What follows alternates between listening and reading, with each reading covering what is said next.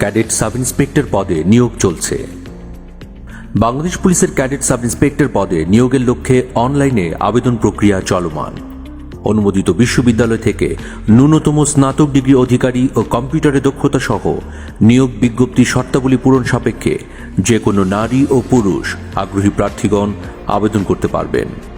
আবেদনের শেষ সময় 4 নভেম্বর 2021 বিকাল 5 ঘটিকা পর্যন্ত। শেষ মুহূর্তে তাড়াহুড়ো এড়াতে এখনই police.teletalk.com.bd লিঙ্কে প্রবেশ করে আবেদন প্রক্রিয়া সম্পন্ন করুন। এছাড়া ক্যাডেট সাব ইন্সপেক্টর পদে সর্বশেষ পরিবর্তিত পদ্ধতি অনুযায়ী আবেদন প্রক্রিয়া থেকে শুরু করে নিয়োগ পর্যন্ত প্রতিটি ধাপ সম্পর্কে জানতে এখনই দেখুন।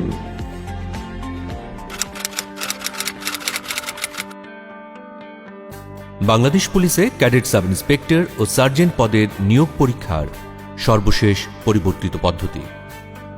উন্নত রাষ্ট্রের উপযোগী ও আধুনিক পুলিশ নিয়োগের লক্ষ্যে নতুন নিয়মে পুলিশের ক্যাডেট সাব ইন্সপেক্টর ও সার্জেন্ট পদের নিয়োগ পরীক্ষা অনুষ্ঠিত হতে যাচ্ছে। এই সিস্টেমে নিয়োগ বিজ্ঞপ্তি প্রকাশের পর থেকে মোট 11টি ধাপ অনুসরণ করে একজন যোগ্য প্রার্থী বাংলাদেশ পুলিশের সদস্য হিসেবে নিয়োগ পেতে পারবেন।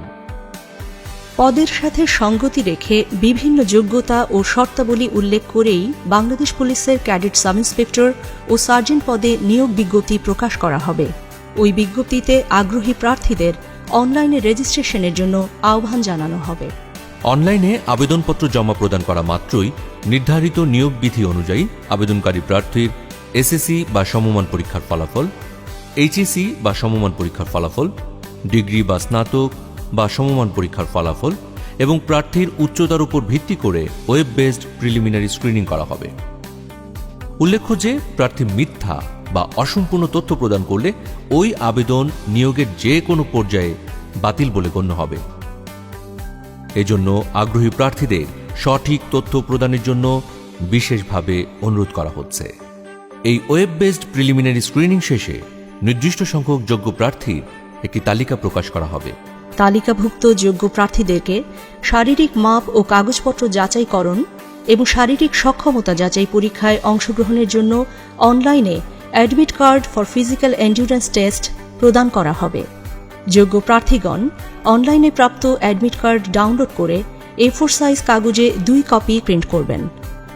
উক্ত অ্যাডমিট কার্ডে 2 কপি এবং বিজ্ঞপ্তিতে উল্লিখিত ডকুমেন্টস ব্যতীত কোনো প্রার্থী শারীরিক মাপ ও কাগজপত্র যাচাইকরণ এবং শারীরিক সক্ষমতা যাচাই পরীক্ষায় অংশগ্রহণ করতে পারবেন না। শারীরিক মাপ ও কাগজপত্র যাচাইকরণ প্রথম দিন। এই ধাপে অংশগ্রহণের জন্য প্রাথমিকভাবে ওয়েব বেসড স্ক্রিনিংয়ে মনোনীত প্রার্থীগণকে admit card for physical endurance টেস্টের 2 কপি, নিয়োগ বিজ্ঞপ্তিতে উল্লিখিত সকল ডকুমেন্ট সহ উপযুক্ত ড্রেসে নির্ধারিত দিনে যথাসময়ে নির্দেশিত স্থানে উপস্থিত থাকতে হবে। ভেন্যুতে প্রবেশের পরই একটি নির্ধারিত স্কেল দিয়ে প্রার্থীর উচ্চতার মাপ নিয়ে প্রাথমিক স্ক্রিনিং করা হবে। এই স্ক্রিনিংয়ে উতরে যাওয়া যোগ্য প্রার্থীদের লাইন করে মূল ভেন্যুতে নিয়ে যাওয়া হবে। বিজ্ঞপ্তিতে উল্লিখিত শর্তানুসারে প্রার্থীদের উচ্চতা, ওজন ও পুরুষ প্রার্থীদের ক্ষেত্রে বুকের মাপ পরিমাপ করা হবে। এরপর প্রার্থীর ডকুমেন্টস যাচাই করা হবে। শারীরিক মাপ ও ডকুমেন্টস যাচাইয়ে সঠিকতা পাওয়া প্রার্থীদেরকে যোগ্য হিসেবে ঘোষণা করে তাদেরকে শারীরিক সক্ষমতা যাচাই পরীক্ষায় অংশগ্রহণের জন্য অ্যাডমিট কার্ডের 1 কপি প্রদান করা হবে। ফিজিক্যাল এন্ডুরেন্স টেস্টের নির্ধারিত সময়সূচি প্রার্থীদেরকে জানিয়ে দেওয়ার পাশাপাশি প্রথম দিনে উত্তীর্ণ প্রার্থীদের ইন্ডেমনিটি ঘোষণাপত্রের 1 কপি প্রদান করা হবে। শারীরিক সক্ষমতা যাচাই পরীক্ষা দ্বিতীয় দিন। শারীরিক সক্ষমতা যাচাই পরীক্ষার জন্য আগত প্রার্থীদের admit card for physical endurance test এবং রেজিস্টারে সংরক্ষিত তথ্যাবলী পুনরায় চেক করে ভেন্যুতে প্রবেশ করানো হবে। এক্ষেত্রেও যথাযথ অ্যাডমিট কার্ড ছাড়া কোনো প্রার্থীকে নির্ধারিত মাঠে এই পরীক্ষায় অংশগ্রহণের সুযোগ প্রদান করা হবে না। আগত প্রার্থীদেরকে সিলেকশন বোর্ডের ব্রিফিংয়ে অংশগ্রহণ করতে হবে।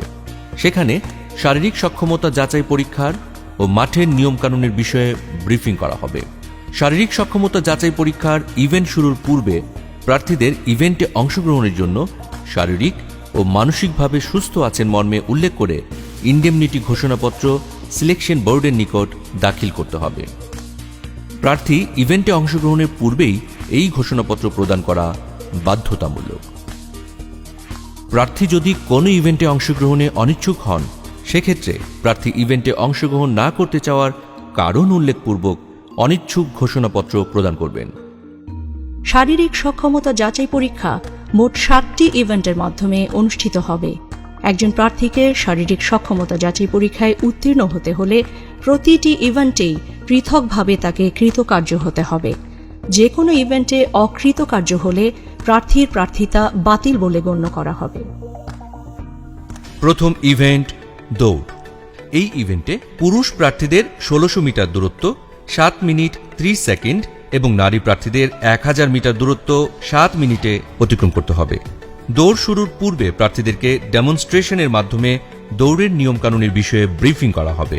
কোনো প্রার্থী যদি চুনের দাগ স্পর্শ করেন কিংবা হুইসেল ব্যতীত দৌড় আরম্ভ করলে সরাসরি ডিসকোয়ালিফাইড হবেন। এই ইভেন্টে উত্তীর্ণ প্রার্থীরাই পরবর্তী ইভেন্টে অংশগ্রহণ করার সুযোগ পাবেন।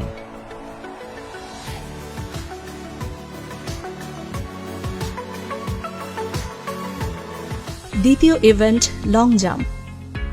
এই ইভেন্টে পুরুষ প্রার্থীদের কমপক্ষে 10 ফিট এবং নারী প্রার্থীদের কমপক্ষে 6 ফিট দূরত্ব লং জাম্প করে যেতে হবে। ইভেন্ট শুরুর পূর্বেই প্রার্থীদেরকে ইভেন্টের নিয়ম কানুনের বিষয়ে ব্রিফিং করা হবে। প্রার্থীদেরকে অবশ্যই চুনের দাগের পেছন থেকে জাম্প করতে হবে।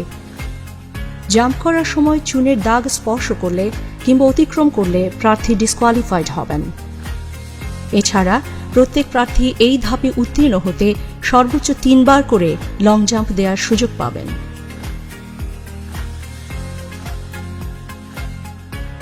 তৃতীয় ইভেন্ট হাই জাম্প।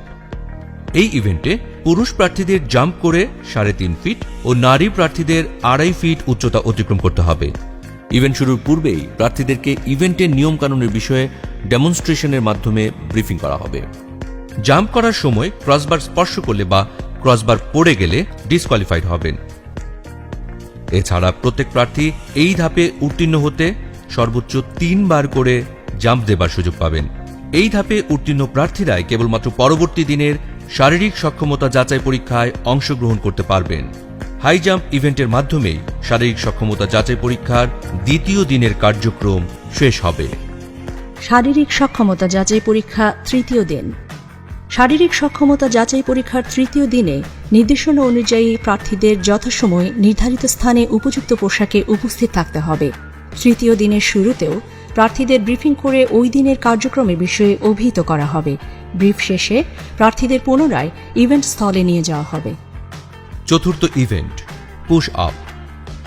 এই ইভেন্টে পুরুষ প্রার্থীদের 40 সেকেন্ডে 15টি পুশ আপ ও নারী প্রার্থীদের 30 সেকেন্ডে 10টি পুশ আপ দিতে হবে।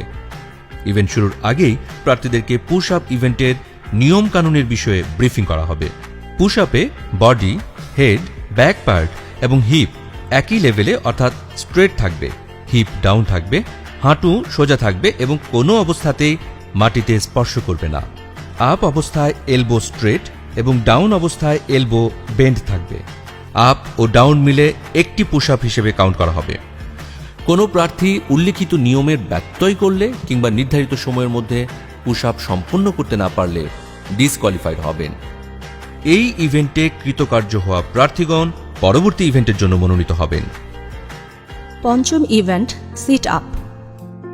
এই ইভেন্টে পুরুষ প্রার্থীদের 40 সেকেন্ডে 15টি সিট আপ এবং নারী প্রার্থীদের 30 সেকেন্ডে 10টি সিট আপ দিতে হবে। এই ইভেন্ট শুরুর পূর্বেই ডেমনস্ট্রেশনের মাধ্যমে প্রার্থীদেরকে সিট আপের নিয়মকানুনের বিষয়ে ব্রিফিং করা হবে। সিট আপে পায়ের পাতা ফ্ল্যাট থাকবে, হাঁটু বেন্ড থাকবে, 2 হাত মাথার পেছনে থাকবে এবং শো অবস্থা থেকে সামনের দিকে উঠতে হবে। শো অবস্থা থেকে উঠে হাতের কনুই দিয়ে হাঁটু স্পর্শ করে পুনরায় শো অবস্থায় ফিরে যাওয়াকে একটি সিট আপ হিসেবে কাউন্ট করা হবে।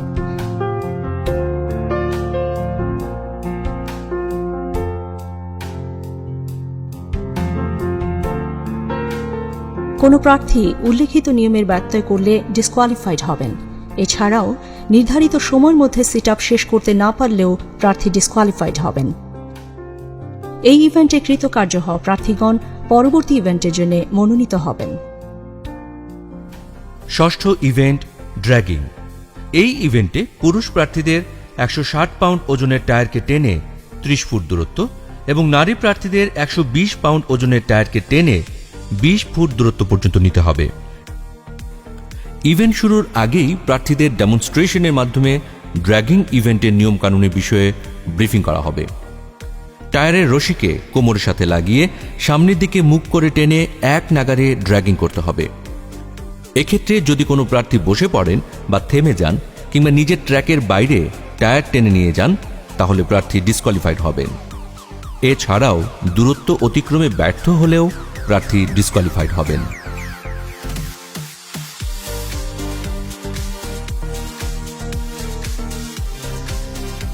সপ্তম ইভেন্ট রোপ ক্লাইম্বিং। এই ইভেন্টে পুরুষ প্রার্থীদের কমপক্ষে 12 ফিট এবং নারী প্রার্থীদের কমপক্ষে 8 ফিট রোপ ক্লাইম্বিং করতে হবে। ইভেন্ট শুরুর আগেই প্রার্থীদেরকে রোপ ক্লাইম্বিং এর নিয়মকানুনের বিষয়ে ব্রিফিং করা হবে।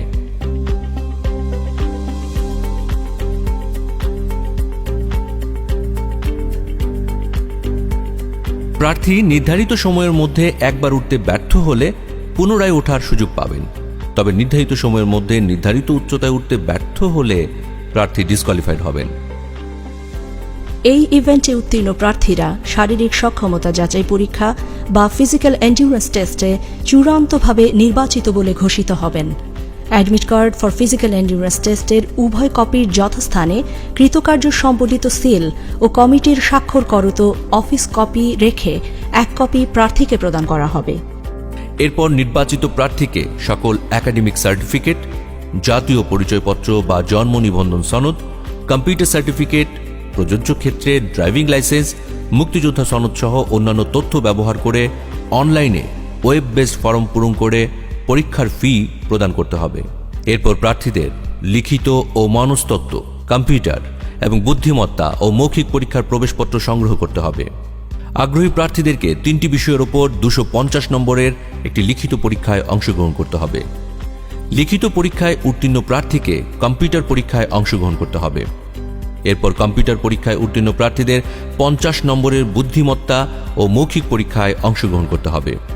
লিখিত, বুদ্ধিমত্তা ও মৌখিক পরীক্ষায় সমন্বিত ফলাফলের ভিত্তিতে প্রাথমিকভাবে প্রার্থীদের নির্বাচন করা হবে।